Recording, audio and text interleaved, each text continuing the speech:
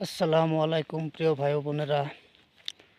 অতি দুঃখের সুরে বলতে হইতেছে যে আজকে ঈদের নামাজটা জামাতে পড়তে পারলাম না।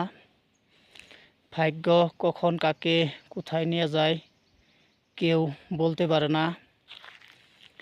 34 বছর বয়সে একদিনও বাবা মাকে ছেড়ে ঈদ পালন করিনি, কিন্তু এবার অতি দুর্ভাগ্য যে আমাকে অরুণাচল থাকতে হয়েছে।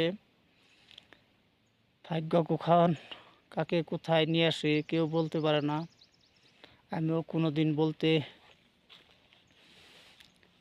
বুঝে উঠতে পারি নাই যে আমাকে একদিন বাড়িঘর ছেড়ে এই জায়গায় থাকতে হবে। এখানে কোনো জামাতে নামাজ পড়ার কোনো জায়গা নাই, তাই একা একাই নামাজ পড়তে হইল।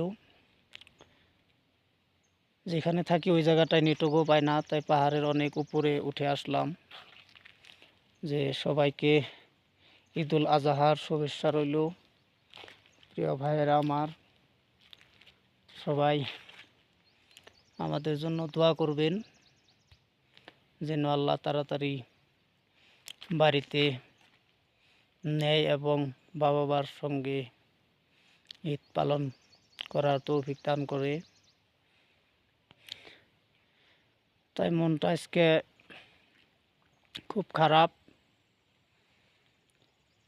যে ভাই বন্ধু সব ছেড়ে এই জঙ্গলের মাঝে থাকতে হইতেছে।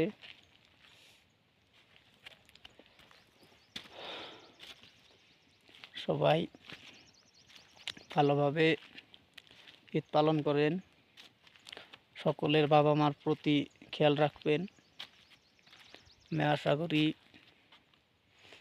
আপনাদের ঈদগুলো ভালোভাবেই যাইতেছে।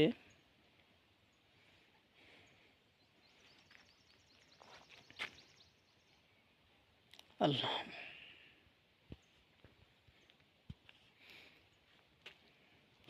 অনেক সুন্দর ভিউগুলো, আরো ভালো হইতো, কিন্তু এখন অল্প কুয়াশার মতন পড়ছে। রোদ দিয়েছিল সকালে। এই জায়গায় প্রচুর ঠান্ডা, আমি আগেও বলেছি।